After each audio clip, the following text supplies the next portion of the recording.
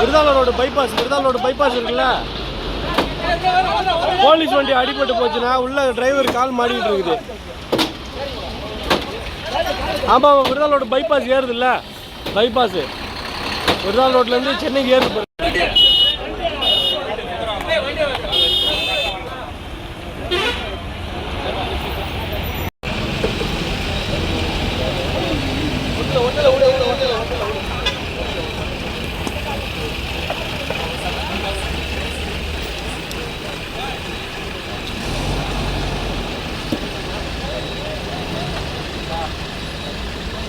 வண்டியை தள்ளுற முடிவு யாரோட முடிவு அது?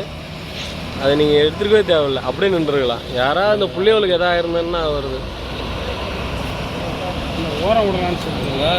சுத்தமாக வேறு இது